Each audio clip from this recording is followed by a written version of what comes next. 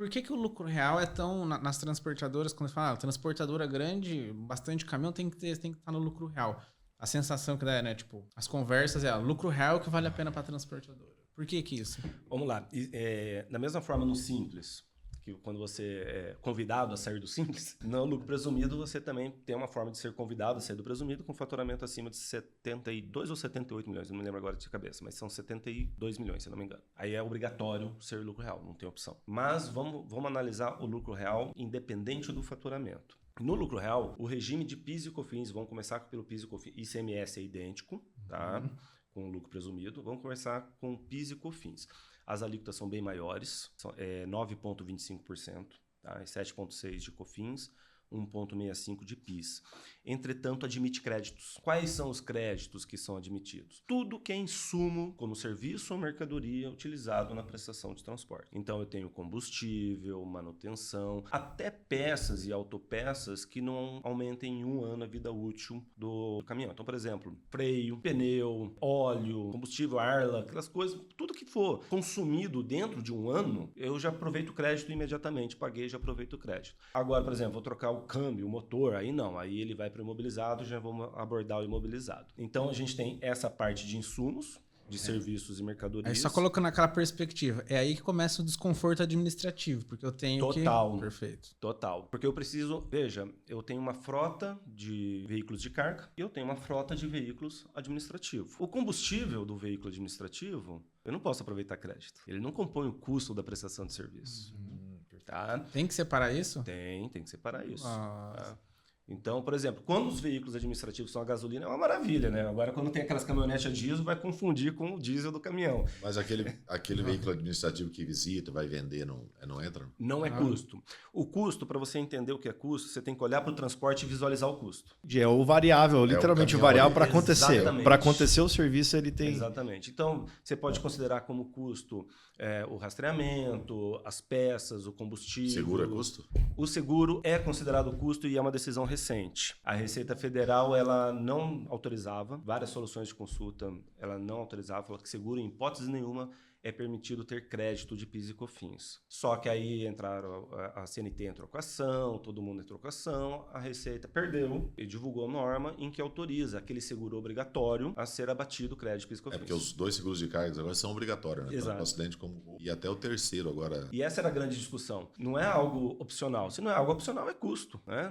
Serviço. Exatamente. Então, essa era a grande discussão em decisão. E está direto no serviço, né? Direto. Porque assim, ele começa quando começa o Quando custo. ele carrega. Quando ele descarrega, acabou também. Acabou Exatamente. Então, assim, dentro desses insumos, fácil identificar seguro, combustível, manutenção, pneu, etc., a gente tem a subcontratação. Na subcontratação, a gente tem... Eu vou lá e contrato um serviço, que é obviamente custo, é essencialmente custo, e eu tenho algumas formas de apropriar esse crédito. Independentemente se eu subcontrato PJ... Essas formas que eu vou explicar agora. Tá? Quando você subcontrata um TAC, pessoa física, ou um TAC MEI, ou uma ETC no Simples, o crédito é que a gente chama de crédito presumido. Por que ele é presumido? Não me pergunte. A legislação está lá, escreveu, colocou exatamente esses 3 e falou que é presumido. O TAC pessoa física até entendo, porque o TAC pessoa física, em regra geral, não se apropria crédito nenhum de serviços de pessoa física. Isso é uma regra geral. A exceção é esse crédito presumido para o TAC pessoa física.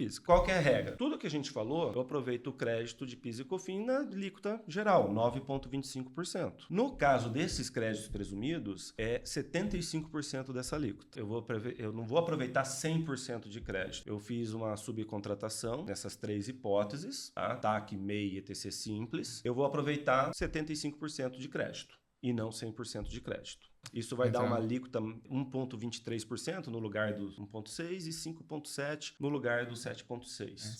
Se eu subcontratei R$1.000, eu vou considerar 750 como custo. Como base para aproveitamento de crédito. Perfeito. O custo lá na DRE vai ser os R$1.000. Perfeito. Tá? Mas como base para aproveitamento de crédito, 75%. No caso que eu subcontrate uma ETC fora do Simples, aí o crédito é integral. Porque aí se enquadra como insumo lá no capítulo geral de insumos, prestadores de serviço, etc. Rodrigo, apesar de a gente não ter comentado aqui ainda, né? Mas eu queria trazer que veio na minha cabeça aqui. A gente tem muitos embarcadores que contratam cooperativas de transporte. Ele entra como ETC também nesse caso, por exemplo? Daí vai ter CTC, cooperativa. ele vai ter a cooperativa de transporte. Cooperativa, isso. Aí é outro tipo de legislação. Eu não domino nada de CTC. Todos os meus clientes são ETC ou TAC, CTC nunca... A princípio, se for cooperativa de trabalho, teria encargo trabalhista, encargo previdenciário do mesmo jeito. Nós temos alguns clientes cooperativas. Um dos temas do podcast que a gente tem anotado é para trazer alguém especialista em cooperativa de transporte aqui, porque é uma coisa específica. Então, essa parte de subcontratação, a gente, dentro do lucro real, aproveita os créditos de PIS e COFINS, pega o meu faturamento, excluo o ICMS da base de cálculo, aplico os 9,25%, pego todos esses custos que eu citei, todos esses insumos, pego os subcontratados, aproveito o crédito de PIS e COFINS, e o resultado é o que eu vou pagar de PIS e COFINS. Quanto que isso dá? Depende. Depende do segmento de transporte, depende da margem que a pessoa está trabalhando entre o CTE emitido e a subcontratação efetuada. Então, igual você comentou comigo, eu tenho subcontratação de 80%. Então, esse é capaz de pagar bem menos de PIS e COFINS. Eu tenho uma subcontratação de 50%, então esse vai pagar um pouquinho mais de PIS e COFINS. Outro ponto interessante que eu citei anteriormente da questão de remessa para fins de exportação. O transporte, que vai pegar o embarcador e vai deixar lá no porto ou no armazém de exportação. Tá? Isso vai ter a suspensão do PIS e COFINS, ou seja, não vou ter pagamento do PIS e COFINS sobre o faturamento, mas eu tenho a manutenção do crédito. O crédito dessa operação continua. Tá? Então eu acabo reduzindo, impactando no conjunto. Eu vou ter crédito sobre a subcontratação ou sobre os insumos utilizados nesse transporte. Isso aí é voltando àquele... Se eu sou um embarcador grande, eu faço uma operação de exportação, na hora de eu contratar meu transportador ali, o ideal é presumido e... Exatamente. Aí é aquele caso que você falou do TAC, não vou colocar na superação porque vai... Não, e acontece de fato, eu já presenciei até recentemente de grandes embarcadores solicitarem um repasse dessa isenção. Eles solicitam no desconto, como se fosse um desconto comercial. Entendi. Perfeito. Já que você quer transportar, olha, para você o custo é outro. Exatamente. Então, o lucro real dá para dizer assim que essa sensação, esse conversa de mercado que é melhor para empresas transportadoras grandes é porque os embarcadores exigem, podem exigir alguma coisa, eles têm vantagens nisso. E tudo que eu tiver de custo com um caminhão, por exemplo, eu consigo abater para pagar menos imposto. Exatamente. Basicamente isso. Exatamente. No lucro real, você não corre o risco de pagar algo que você não está ganhando. Legal, essa frase. Por isso que é o lucro real. Tá? E a gente falou aqui do PIS e do COFINS, que são os impostos sobre o faturamento, sobre o consumo, que vai estar até nessa reforma aí do consumo. Mas aí a gente tem o imposto de renda e a contribuição social. E aí assusta um pouquinho o percentual, de 24% a 34% sobre o lucro. Aí o lucro seria o lucro líquido. Tá? Então eu pego a receita, tiro o meu custo, tiro o valor do PIS e COFINS que eu paguei, de forma até líquida, porque vai basicamente um pelo outro, e vai chegar, tiro despesa administrativa, tiro tudo que tem que tirar, vai chegar no lucro líquido, vamos supor 1 milhão de lucro líquido, vai me dar praticamente 340 mil reais de imposto. Tá? Então, assim, é um valor relativamente alto, só que comparado com o presumido, dependendo do faturamento, normalmente é menor. Eu sei que no simples e no lucro presumido, pode ser que você pague sem ter lucro. Exato. Pode ser não, é certeza.